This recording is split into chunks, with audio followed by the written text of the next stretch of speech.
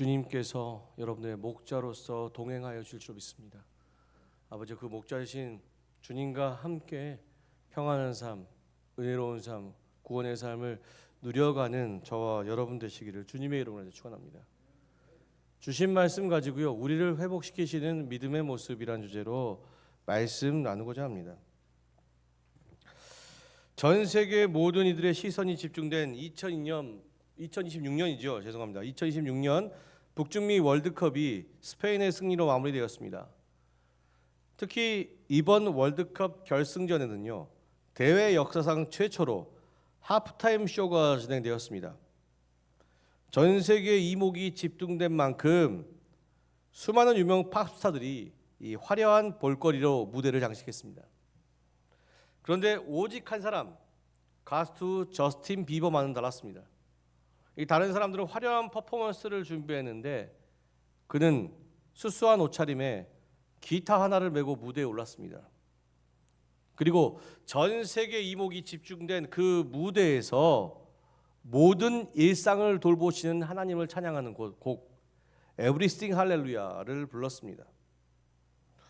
캐나다 출신의 유명 싱어송라이터이자 아이돌인 저스틴 비버는 15살이라는 어린 나이에 원타임이라는 이 앨범으로 큰 성공을 거두었습니다. 그러나 너무 일찍 찾아온 부와 성공은 저스틴 비버에게 오히려 해가 되었습니다. 너무나도 어린 나이에 성공했기 때문에 그는 홀로 감당할 수 없는 부담감을 안아야 했고 깊은 외로움도 있었습니다.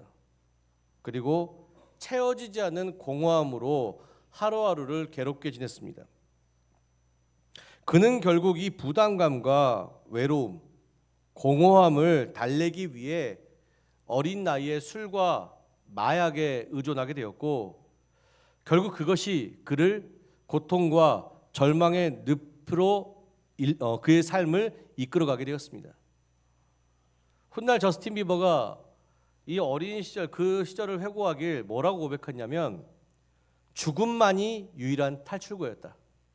어린 나이, 어린 친구가 죽음만이 유일한 탈출구였답니다. 그렇게 고백했을 정도로 너무 고통스러운 날들이 계속되었어요. 그렇게 벼랑 끝에 내몰린 이 방황하는 삶을 살던 어느 날 저스틴 비버는 한 예배의 자리에 나아가게 되었습니다. 그리고 그곳에서 그는 마음속 깊은 곳으로부터 주님을 인격적으로 만나게 되었다고 합니다. 그는 주님을 인격적으로 만나는 그 순간 저스틴 비버는 이렇게 고백하게 되었다고 합니다. 하나님, 나는 여전히 부족하지만 하나님의 은혜를 믿고 의지하며 살아가겠습니다. 주님을 향한 확실한 믿음을 얻은 후 저스틴 비버는 자신을 그토록 무너뜨렸던 술과 마약을 강한 의지로 깨어내고 대신 이 공허함과 외로움, 두려움이 있겠지요. 그 모든 것들을 함께 하시는 주님을 믿으며 다시 한번 일어서게 되었다는 것입니다. 그러면서 그의 삶을 절망에서 희망적인 삶으로 점차 회복시켜 나갔어요. 좋은 사람을 만나고요, 좋은 가정을 이루었고 또 자녀도 얻었습니다. 그렇게 회복된 후 그는 전 세계가 주목하는 월드컵 결승전의 그 화려한 무대에서 가장 소박한 모습으로 할렐루야, 모든 것이 자기 삶을 회복시켜 주신 하나님의 은혜라는 것을 고백하며 찬양하는 노래를 부르게 되었다는 것입니다. 이 믿음이란 무엇일까요? 대부분의 사람들은 믿음을 너무 가볍게만 생각합니다. 어떤 이들은 믿음이 내 문제를 해결해 주는 능력이라고 생각하고 또 어떤 사람은 바라고 원하는 것을 얻기 위해 꼭 필요한 것이며 혹은 복을 받는 수단이나 병을 고치는 능력 정도라고만 생각합니다. 그러나 믿음은 그렇게 가벼운 능력이 아닙니다. 예수님은 믿음에 대해서 이렇게 말씀하셨습니다. 요한복음 11장 25절에서 26절의 말씀을 함께 나누겠습니다. 예수께서 이르시되 나는 부활이요 생명이니 나를 믿는 자는 죽어도 살겠고 무릇 살아서 나를 믿는 자는 영원히 죽지 아니하리니 이것을 내가 믿느냐. 예수님은 믿음이 내 능력과 방법이 완전히 소진된 그 자리, 죽음과 절망의 끝자락에서 여전히 살아계신 하나님, 여전히 살아계셔서 우리에게 생명을 주신 하나님을 바라보며 온전하게 내 삶을 그에게 내어 맡김으로 이 죽음과 절망의 끝자락에서 생명과 희망으로 다시 한번 살아가는 힘이 바로 믿음이라고 말씀하신 것입니다. 종교개혁자 마르틴 루터 역시 믿음에 대해서 동일한 이야기를 했습니다. 믿음이란 거친 바다를 헤치고 섬에서 무트로 홀로 고립된 섬에서 희망의 무트로 당신을 데려다 주리라 기대할 수 있는 배와 같다고 말입니다. 사랑하는 성도 여러분, 지금 이 시간에도 계속되고 있는 세상의 좌절과 실패 속에서 혹시 남몰래 상처 입고 완전히 소진되어 버린 분이 계십니까? 완전히 지쳐서 공허함과 또한 방황, 외로움 속에 살고 계시는 분이 계시지 않습니까? 그렇다면 여러분, 믿음을 회복하셔야 합니다. 믿음이 회복될 때 죽음과 고통 가운데 얽매인 우리의 삶도 생명과 평안으로, 희망으로 다시 회복할 수 있기 때문입니다.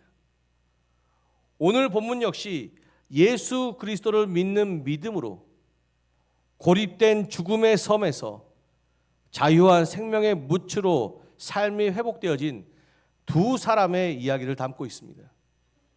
이 이야기를 함께 나누며 우리 삶을 다시 회복하는 믿음의 모습을 함께 발견해 보는 오늘의 예배가 되기를 원합니다. 오늘 본문은 죽음이 임박한 딸을 살리기 위해 예수님을 찾아온 회당장 야이로의 이야기에서부터 시작됩니다. 야이로는 예수님의 발 아래 엎드려 이렇게 말했습니다. 마가복음 5장 23절의 말씀입니다. 간곡히 구하여 이르되 내 어린 딸이 죽게 되었사오니 오셔서 그 위에 손을 얹으사 그로 구원을 받아 살게 하소서 하거늘. 여기에서 우리는 믿음의 첫 번째 모습을 발견할 수 있습니다. 첫 번째 믿음은 우리의 연약함을 스스로 인정하고 구주를 바라볼 때 시작됩니다. 당시 회당장은요, 회당 건물을 관리하고 예배 순서와 율법의 낭독자를 정할 뿐만이 아니라 지역사회 재판과 행정을 총괄하는 이 존경받는 평신도 지도자를 말합니다. 사회적으로 종교적으로 높은 지위와 권한을 가지고 있던 사람입니다. 그런데 그랬음에도 불구하고 그는 예수님의 발 앞에 바짝 엎드렸습니다. 이유가 무엇입니까? 자신이 가진 권력, 재물, 사회적 지위 등 그 어떤 것으로도 죽어가는 딸을 살릴 수 없었기 때문입니다. 완전히 철저한 무력감, 자신이 아무것도 할 수 없다는 것을 깨닫고 그는 이것을 하실 분은 누구십니까? 오직 생명의 주관자이신 하나님밖에 없습니다. 주님밖에 없습니다. 예수님 앞에 그 문제를 해결해 달라고 그는 기도했다는 것입니다. 이처럼 믿음의 역사는요, 우리가 강할 때 시작되는 것이 아니라 우리가 우리의 연약함을 직면했을 때 비로소 시작한다는 것입니다. 사도 바울은 여기에 대해 고린도후서 12장 9절에서 10절의 말씀을 통해서 이렇게 이야기합니다. 함께 묵상하겠습니다. 나에게 이르시기를 내 은혜가 내게 족하도다. 이는 내 능력이 약한 데서 온전하여 짐이라 하신지라. 그러므로 도리어 크게 기뻐함으로 나의 여러 약한 것들에 대하여 자랑하리니 이는 그리스도의 능력이 내게 머물게 하려 함이니라. 그러므로 내가 그리스도를 위하여 약한 것들과 능욕과 궁핍과 박해와 곤고를 기뻐하노니 이는 내가 약한 그때에 강함이라. 아멘. 사도 바울은 자신을 괴롭히는 육체적 가시를 거두어 달라고 하나님께 3번이나 기도했습니다. 그러나 하나님의 응답은 무엇이었습니까? 내 은혜가 족하다. 이는 내 능력이 약한 데서 온전하여 짐이라. 어찌할 수 없는 상황이기에 어떻게 합니까? 우리가 하나님 앞에 매달릴 수밖에 없지요. 내가 연약하기에 기도할 수밖에 없고, 내가 병들었기에 기도할 수밖에 없고, 내가 힘들고 고통스럽기에 하나님 앞에 기도할 수밖에 없지요. 사도 바울이 그리스도를 위하여 약한 것들과 능욕과 궁핍과 박해와 공고를 기뻐할 수 있는 이유는요, 약한 그때에 내가 예수 그리스도의 능력을 찾기 때문에, 그리고 그 능력으로 말미암아 이겨내기 때문입니다. 여러분, 절망스러운 그때 내 연약함을 인정하는 것이 중요합니다. 그리고 과감히 주 앞에 내 연약함을 고백하는 것이 중요합니다. 그래야 주님께서 도와주십니다. 그런데 대부분의 성도들이 절망적인 상황 앞에서도요, 자신의 연약함을 인정하고 고백하려고 하지 않습니다. 왜 그렇습니까? 그것이 첫 번째 부끄럽다고 생각해요. 부끄럽다고 생각합니다. 예. 저는 왜 성도들이 아프고 회복된 후에야 소식을 들어야 됩니까? 몸이 어디가 이상이 있거나 하시면 말씀을 주시면 좋은데 주일날 오시면은 괜찮은 척 하셔요. 근데 평일날은 병원 가셔요. 입원하고 계시는데도 제가 몰라요. 말씀 왜 안 하셨냐 하면 목사님 부끄러우세요. 연약한 거를 또 다른 사람에게 고백하는 걸 싫어하세요. 왜? 내 연약함을 고백함으로써 혹여나 이것이 내 나약함으로 보일까 봐, 또 본이 되지 않는 일로 보일까 봐. 사랑하는 성도 여러분, 목회자도 세상을 살다 보면요, 아플 수 있고요, 장로님도 편찮을 수 있고 권사님 편찮을 수 있습니다. 예, 누구나 병들 수 있어요. 그러나 믿는 자 믿지 않는 자 다른 이유는 무엇이라 하십니까? 믿지 않는 자는 그런 연약함 속에서도 그걸 부끄러워서, 그리고 그게 혹시나 이 약육강식의 시대 속에서 그것이 나에게 해가 될까 봐 숨겨요. 아픈 걸 숨겨요. 예. 고양이들 보면 야생 강아지하고요, 집에서 키우는 강아지 다릅니다. 야생 강아지도 아픈 거 숨깁니다. 그렇지 않습니까? 그런데 집에서 키우는 강아지는요, 조금만 다쳐도요, 발가락 살짝 다쳐도요, 발 하나 절면서 주인한테 깽깽하고 주인한테 와요. 예, 그렇지 않습니까? 약육강식의 시대에 사는 강아지들은 이게 해가 돼요. 약함을 보이면서 바로 공격당해요. 그러나 주인이 있는 강아지들은 왜요? 주인이 보호하고 치료하지 않습니까? 그러니까 조금만 아파도 나와서 깽깽. 연약함을 보여요. 왜? 주인을 믿기 때문에. 하물며 강아지라도 그러는데요. 하나님을 믿는 여러분들, 연약함을 부끄러워하지 마시고, 또 그것이 또 다른 사람 어떻게 볼까 그런 거 시선 신경 쓰지 마세요. 그냥 고백하십시오. 고백하실 때 하나님께서 도우실 줄로 믿습니다. 예.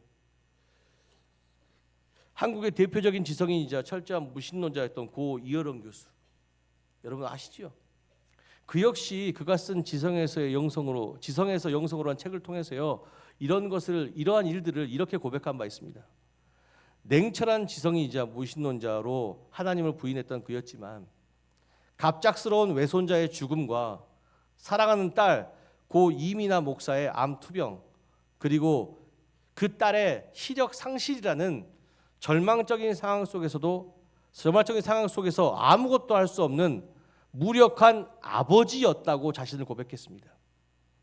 자신의 지성과 능력으로 도저히 해결할 수 없는 한계에 부딪힐 때 이해론 교수는요, 마침내 평생 부인했던 하나님 앞에 나와 무릎 꿇고 믿음으로 이렇게 기도했다고 책에는 나와 있습니다.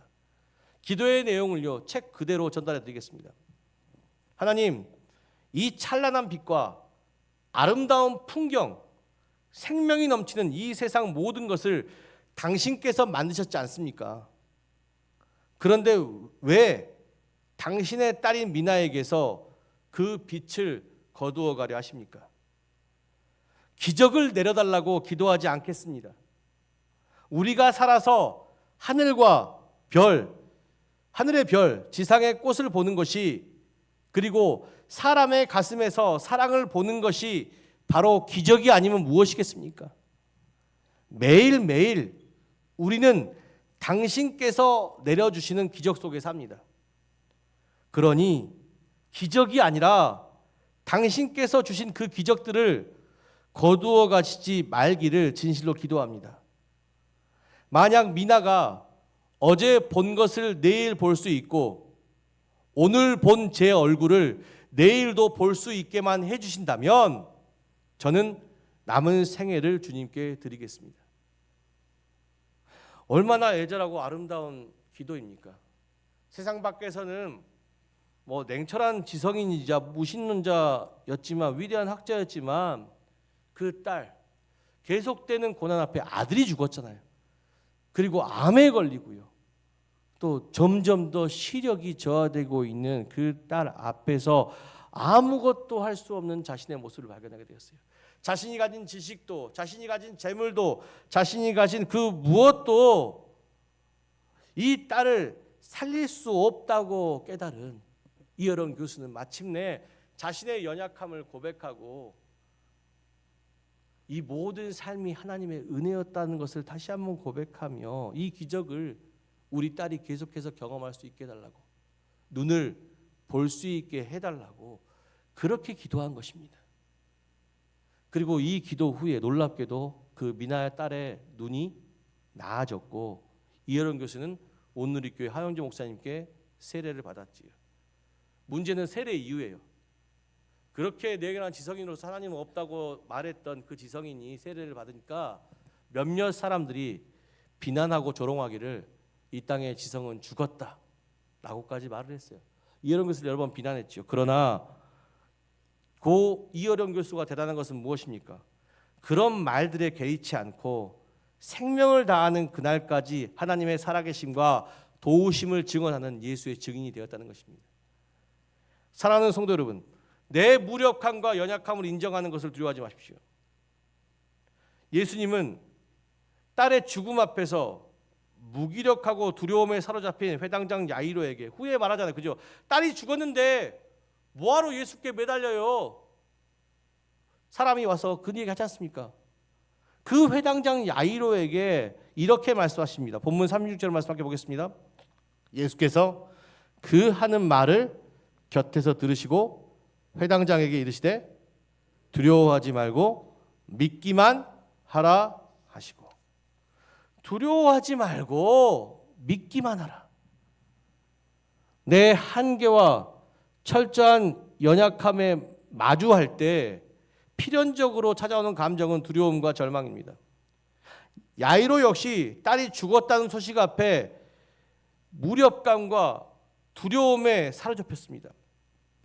그러나 예수님은 모든 것이 끝났다고, 모든 것이 소진되었다고 생각하는 그 순간 뭐라고 말씀하십니까? 두려워하지 말고 믿기만 하라. 내 힘으로 아무것도 할 수 없음을 온전히 인정하고 겸손히 주님 앞에 무릎 꿇고 믿음으로 간구할 때, 그때부터 하나님께서 일하신다는 것입니다. 사도 바울이 육체적 가시를 통한 연약함 속에서 하나님의 강하신 능력을 경험했던 것처럼 이어론 교수가 극한의 무력함 속에서 하나님의 놀라우신 그 은혜를 새롭게 깨달았던 것처럼 오늘 우리의 삶에도 내 힘으로는 어찌할 수 없는 연약함, 두려움의 문제들이 있을 것입니다. 그러나 주님은 우리의 약함을 꾸짖지 않으십니다. 오히려 그 약함을 통해 하나님의 크신 능력을 보여주실 것이라고 말씀하고 계십니다. 아무것도 할 수 없는 그 자리에서 주님께 스스로의 연약함과 무력함을 이 시간 고백하십시오. 그러면 주님께서 야이로에게 하셨던 말씀과 같이 우리에게도 이렇게 말씀하실 것입니다. 두려워하지 말고 믿기만 하라.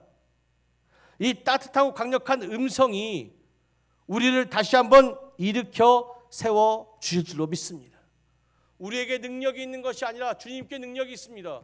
우리가 이기는 것이 아니라 주님께서 이기게 하실 줄로 믿습니다.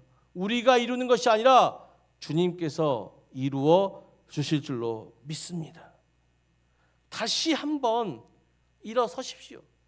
그 좌절과 절망과 실패의 자리에서 내 삶을 끝내는 것이 아니라 내가 소진된 그 순간 일하시는 주님을 믿으며 다시 한번 그 연약함을 고백하며 주님 앞에 나오셔야 될 줄로 믿습니다. 저스틴 비버가 그랬지 않습니까? 술과 마약을 통해 잘못된 선택을 통해 자신의 삶이 완전히 망가져 버렸어요. 거기서 일어설 수 있는 힘이 무엇이요? 믿음. 주님, 나는 연약하지만 주님, 주님의 은혜와 주님의 능력의 의지에 다시 한번 살아가겠습니다. 사랑하는 성도 여러분, 우리에게 이와 같은 믿음이 있어야 될 줄로 믿습니다. 주님은 우리의 삶의 모든 약함을 강함으로, 절망을 희망으로, 실패를 성공으로 바꾸어 주시기 위해 지금도 일하고 계신 줄로 믿습니다. 두려워하지 말고 믿기만 하십시오. 믿을 때에 하나님의 놀라운 기적의 역사가 우리의 삶 가운데 시작되게 될 줄로 믿습니다. 다시 본문으로 돌아오겠습니다. 예수님께서 야이로의 딸을 고치러 가는 길에서 예수님은 자기 옷을 만지는 12의 혈루병 여인을 만나게 됩니다. 혈루증은 월경이 끝나도 피가 멈추지 않는 증상입니다. 그 원인을 찾아 치료하지 않으면 빈혈이 오고 심하면 생명을 잃을 수 있습니다. 이 여인은 이 질병을 고치기 위해 여러 의사를 만났으나 고생만 하고 가사는 탕진했으며 병은 갈수록 악화되었습니다. 그런데 문제는요, 이 여인을 힘들게 한 것은요, 이 육체적 질병, 혈루병이 아니었어요. 이 육체적 질병만 아니었습니다. 혈루병에 대해서요, 레위기 15장 25절에서 28절은 이렇게 증언하고 있습니다. 함께 보겠습니다. 만일 여인의 피의 유출이 그의 불결기가 아닌데도 여러 날이 간다든지 그 유출이 그의 불결기를 지나 계속되면 그 부정을 유출하는 모든 날 동안은 그 불결한 때와 같이 부정한즉 그의 유출이 있는 모든 날 동안에 그는 눕는 침상은 그에게서 불결한 때와 침상과 같고 그가 앉은 모든 자리도 부정함이 불결한 때의 부정과 같으니 그것들을 만지는 자는 부정한즉 그의 옷을 빨고 물로 몸을 씻을 것이며 저녁까지 부정할 것이요 그의 유출이 그치면 이래를 센 후에야 정하리니. 고대 유대 사회 속에서 사람의 병의 원인은 뭡니까? 과학이 발달 안 됐잖아요. 그러니까 뭐라고 생각했냐면 그 사람의 죄로 말미암아 하나님께서 내린 징벌이라고 생각했습니다. 욥의 경우도 마찬가지였지 않습니까? 그죠? 혈루병 걸린 여인은요, 질병으로 고통받는 것이 아니라 당시 사람들에게 엄청난 차별과 핍박을 당했어요. 뭘로? 죄인으로, 부정한 여인으로. 주변 사람들은 그녀를 차별하고 멸시했어요. 그래서 정상적인 사회 생활을 하지 못한 채 홀로 고립되어져 갔다는 것입니다. 어디 그뿐입니까? 가정에서 어땠을까요? 가정에서 남편과 자녀들이 이 여인을 부정한 여인으로 취급하며 멀리했어요. 남편은 아내를 부정한 여인으로, 자녀들을, 어머니를 부정한 사람으로. 얼마나 가슴 아픈 인생입니까? 세상 어느 곳에서도 이 슬픔 당한 이 여인이 위로받지 못하고 외로움 속에 살아갔어요. 마치 앞에서 종교개혁자 마르틴 루터가 이야기하듯 그녀는 철저하게 혼자만의 섬에 갇혀 12년 동안이나 홀로 고통받은 여인이었습니다. 이런 그녀 역시 내 삶이 회복되어지기를 갈망했습니다. 간절히 원했습니다. 그때 들려온 소식이 무엇입니까? 예수님의 소식이었어요. 예수님은 율법의 정죄를 넘어 가난하고 병든 자, 죄인들을 긍휼로 품어주시는 참된 메시아라고 들었습니다. 여인 생각했겠죠. 오직 예수님만이 내 부서진 삶을 다시 회복할 수 있다고요. 그래서 간절한 믿음으로 그녀는요, 혼자만의 고립된 삶, 12년 동안 세상에 두려웠지 않습니까? 그러니까 숨어 살았어요. 세상 사람들의 눈을 피해, 가족들의 눈을 피해서요, 혼자 고립되어 혼자 살았어요. 그런데 예수님이시라면 고쳐줄 줄 믿습니다. 그 믿음으로 이 고립의 섬을 뛰쳐나왔어요. 부정한 여인이라고 손가락질을 당하고 핍박당해도 상관없습니다. 돌팔매질 당해도 상관없습니다. 발길질 당해도 상관없습니다. 예수님이라면 고칠 수 있다는 믿음으로 용기 내어 그녀는 세상 앞에 나와 무리를 뚫고 예수님의 옷에 손을 대었습니다. 그러나 그녀에게도 두려움이 있었죠. 왜요? 당시 율법의 관점에 보면요, 부정한 자가 정결한 자를 만지는 것은 율법을 파괴하는 심각한 범법행위라고 이야기했습니다. 이렇게 하면 자기가 병든 자기가 정결하신 예수님을 만지면 자신이 벌 받을 것을 알아요. 가늠한 여인과 같이요, 돌팔매질 당할 걸 안다니까요. 그런데 그럼에도 불구하고 주님이시라면 회복될 줄로 믿습니다. 그래, 정죄는 다음이야. 손가락질 다음이 하나님께서 나를 회복시킬 줄로 믿습니다. 살기 위해서 예수님의 옷자락에 손을 댄 순간 그녀의 병의 근원은 마르고 치유의 기적이 시작됐습니다. 그런데 회복되고 난 이후에 여인에게 뭐가 밀려와요? 두려움이 밀려와요. 두려움이. 이제 율법의 정죄를 받을 텐데, 부정한 내가 정결한 예수님을 만졌는데 이제 나에게 심판의 고통이 따를 텐데 나 어떻게 해야 되지? 두려움에 벌벌 떨고 있었습니다. 그럴 때 예수님께서 다가 뭐라고 하셨습니까? 마가복음 5장 3, 4절을 말씀해 보겠습니다. 함께 읽겠습니다. 예수께서 이르시되 딸아, 내 믿음이 너를 구원하였으니 평안히 가라.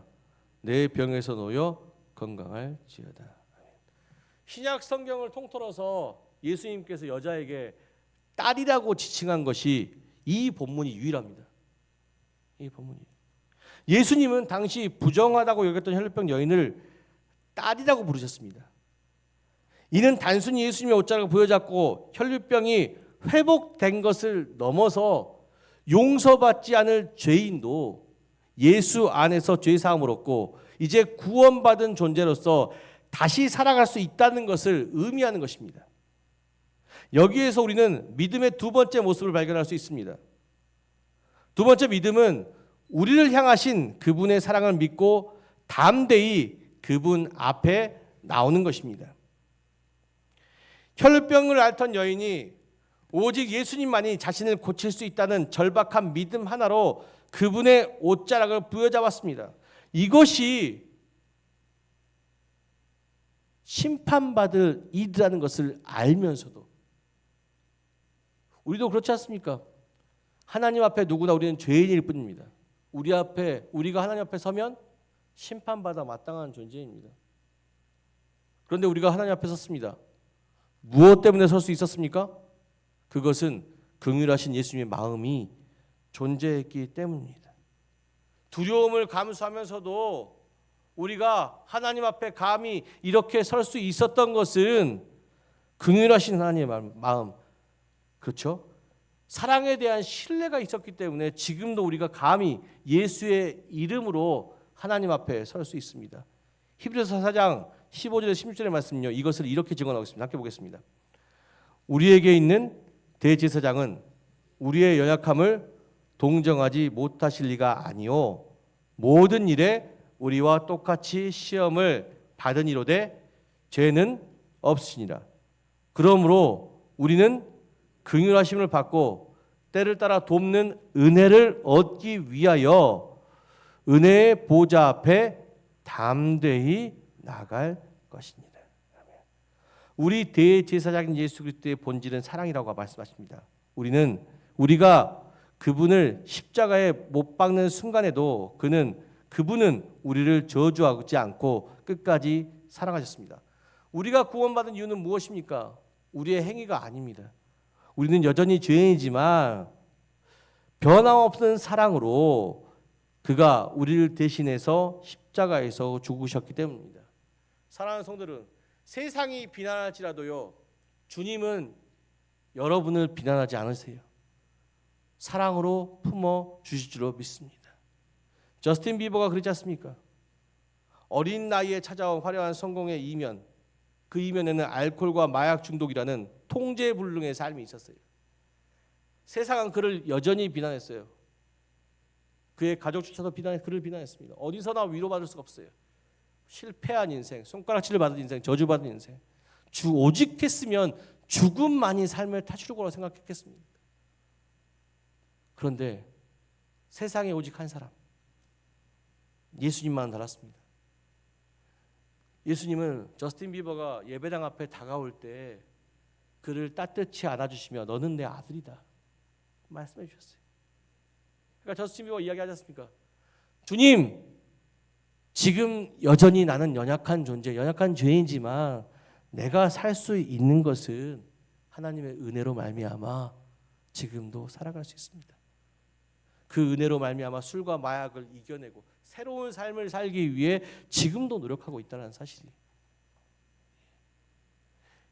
사랑하는 성도 여러분, 이 세상 상처만 가득한 이 세상, 핍박과 비난만이 가득한 이 세상, 때론 그 세상 가운데 인간관계 속에서 무너져감, 또 내 잘못으로 인해서 내 삶이 무너져감을 경험하시는 분이 분명 계실 것입니다. 세상은 그를 위로하지 않아요. 계속되는 멸시와 천대 있을 것이에요. 그러나 주님은 여러분들을 사랑하는 아들이라고 위로하시며 품어주실 것이며 또한 회복시켜 주실 줄로 믿습니다. 저스틴 비버가 그렇게 변하지 않았어요. 정말 그렇지 않습니까?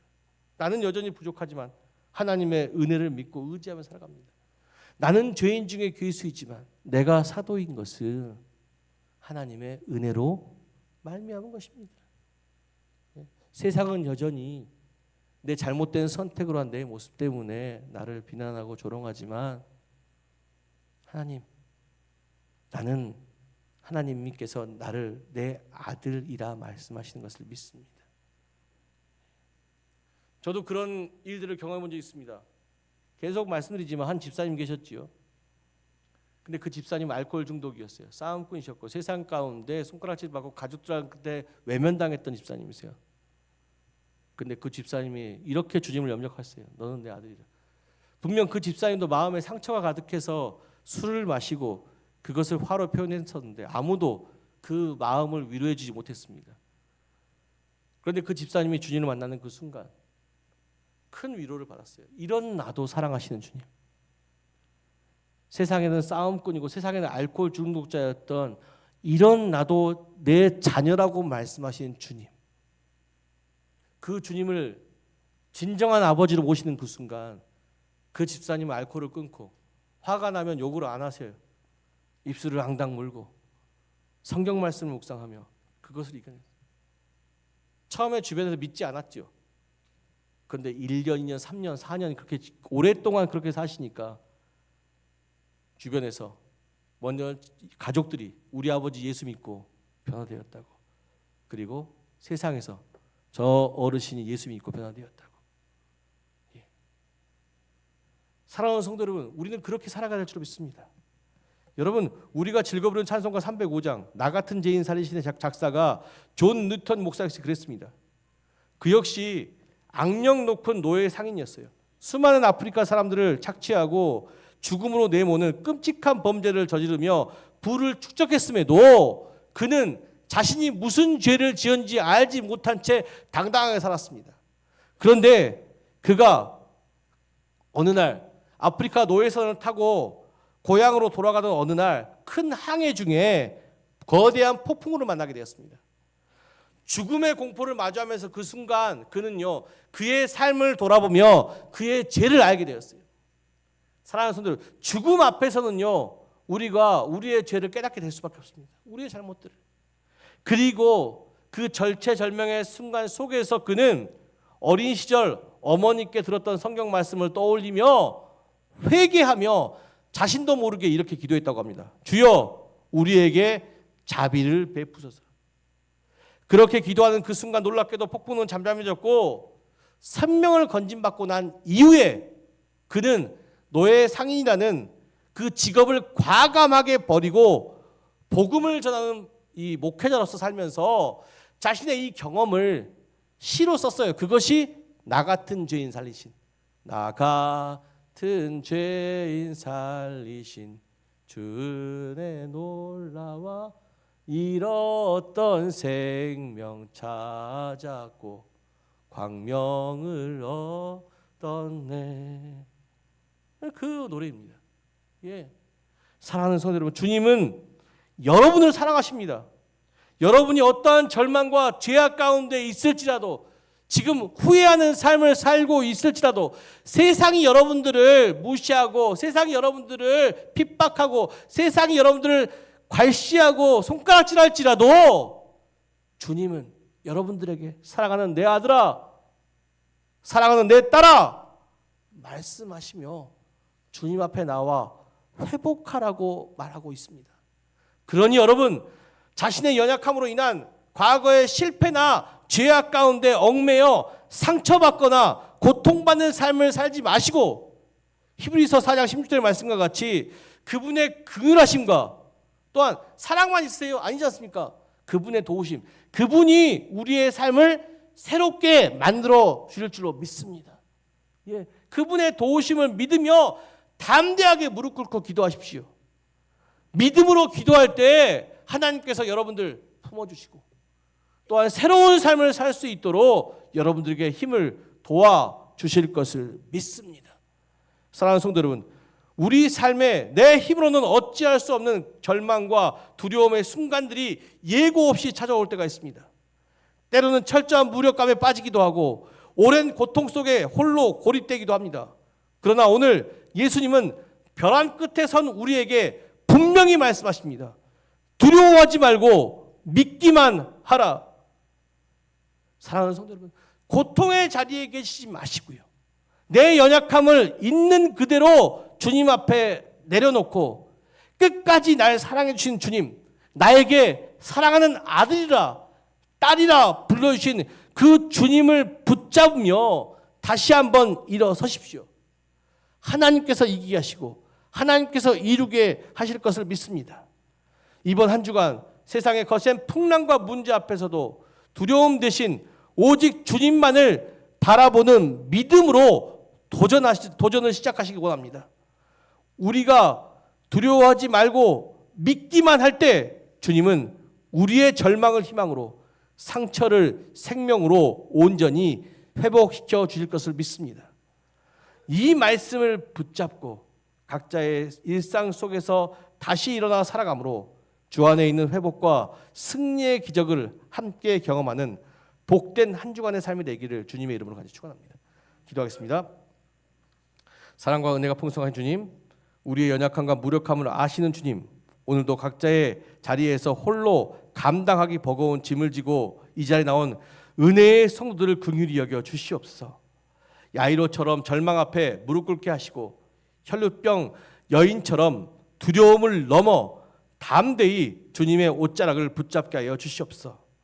두려워하지 말고 믿기만 하라 말씀하신 그 음성을 이번 한 주간 우리 마음에 깊이 붙들게 하시고 우리의 능력이 아니라 주님의 능력으로, 우리의 노력이 아니라 주님의 은혜로 이 세상 다시 한번 일어서서 힘차게 살아가는 전주신강교회 모두가 되게 하여 주시옵소서. 이 믿음이 회복되어질 때 상처받고 지친 모든 성도들이 다시 한번 절망에서 희망으로, 죽음에서 생명으로 바뀌는 기적의 역사를 경험하게 될 줄로 믿습니다. 이 기적이 각자의 삶 가운데 일어날 수 있게 축복하여 주시옵소서. 우리 삶에 놀라운 기적을 행하시는 우리 구주 예수 그리스도의 이름으로 간절히 기도드렸습니다. 아멘.